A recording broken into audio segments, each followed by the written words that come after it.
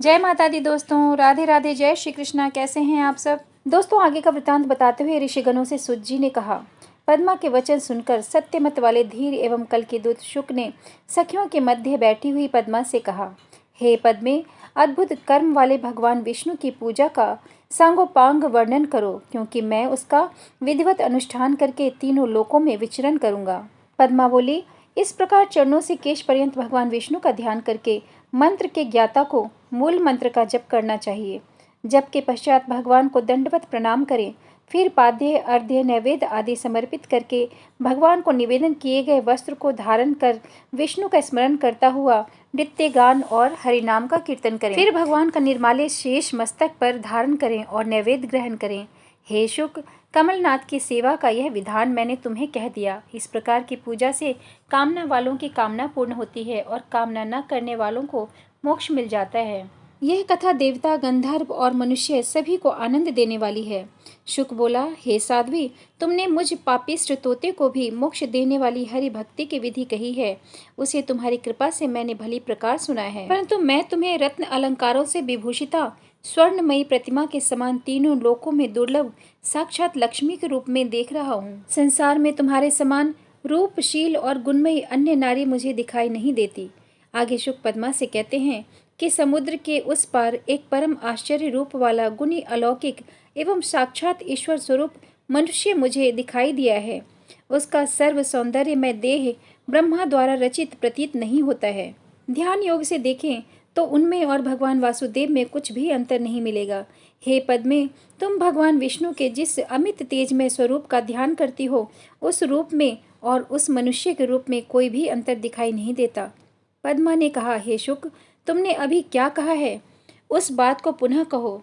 उन्होंने अवतार लिया है। यदि तुम उनका पूर्ण वृत्तांत जानते हो तो मुझे विस्तार पूर्वक सुनाओ।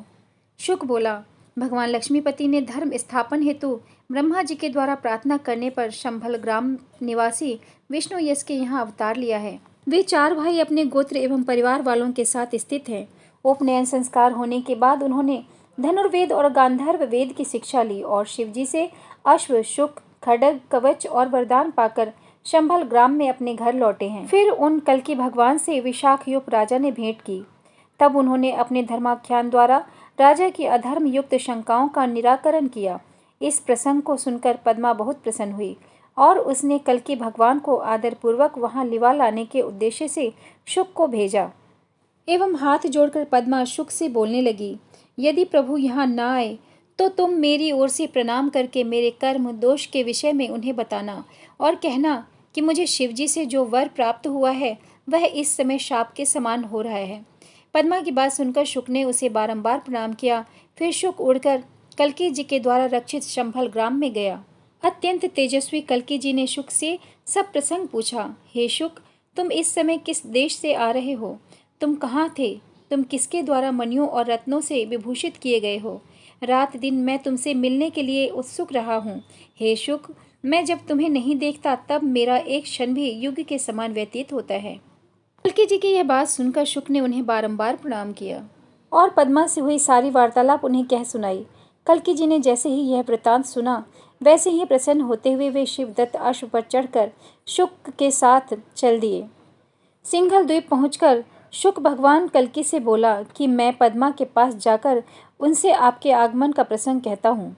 सुत जी ने ऋषियों से कहा। कल्कि जी ने अश्व से उतरकर सरोवर के समीप वाले जल लाने के मार्ग में प्रवालों से युक्त कमल की सुगंध से व्यथित भ्रमर समूह द्वारा निनादित उज्ज्वल स्फटिक मणि निर्मित सोपान पर स्थित एवं कदम के वृक्षों की नवीन पत्तियों से स्पर्श करती हुई सूर्य किरणों से आच्छादित चबूतरे पर बैठकर उन्होंने शुक को पद्मा के निवास स्थान पर भेजा।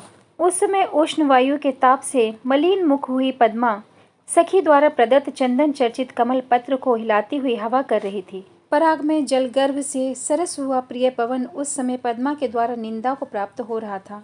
तभी शुक ने करुणा में सुंदर वचन कहकर पद्मा को आश्वासन दिया, जिसे सुनकर पद्मा बोली, तुम्हारा स्वागत है, यहाँ आओ, तुम्हारा मंगल हो। शुक बोला, हे शुभे, मेरा सब प्रकार मंगल ही है। पद्मा बोली, हे शुक, तुम्हारे जाने से मैं अत्यंत व्यग्र रही हूँ। शुक ने कहा, तुम्हारे सब दुख ताप रसायन के द्वारा शांत हो जाएंगे। पद्मा ने कहा, मेरे लिए तो रसायन भी दुर्लभ है। शुक ने कहा, हे शिव शिष्य, रसायन तुम्हारे लिए सुलभ ही है। पद्मा बोली, मुझ भाग्यहीना की कामना किस प्रकार और कहाँ पूर्ण होगी? शुक बोला, हे वरवरिणी, तुम्हारी अभिलाषा यहीं पूर्ण होगी। मैं उन्हें सरोवर के तट पे विराजमान करके तुम्हारे पास उपस्थित हुआ हूँ। इस प्रकार परस्पर संवाद होने पर पद्मा अत्यंत हर्षित हुई। वह उसके मुख के समक्ष मुख, नेत्र के समक्ष नेत्र करके उसे आनंद पूर्वक देखने लगी। पद्मा की 8 नायिका सखियां हैं, विमला, मालिनी, लीला, कंगला, काम, वंदना, विलासिनी, चारुमती और कुमुदा।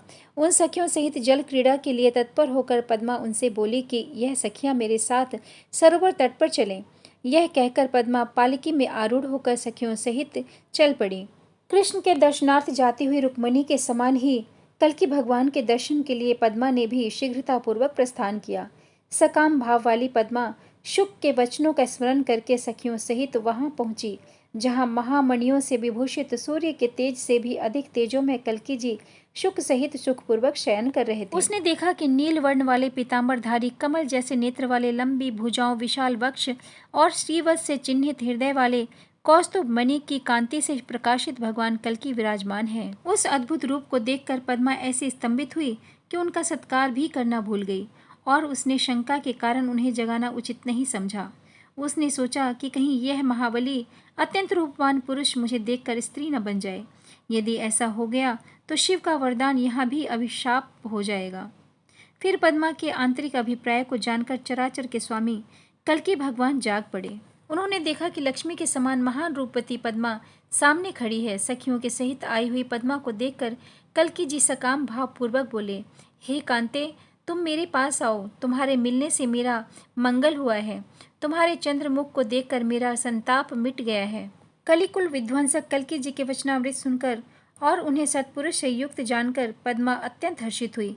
फिर पद्मा सखियों सहित मस्तक झुकाकर अपने पति कल्कि भगवान से मंद स्वर में कहने लगी। आज के लिए इतना ही, आगे चर्चा जारी रहेगी। तब तक के लिए जय माता दी, राधे राधे, जय श्री कृष्णा।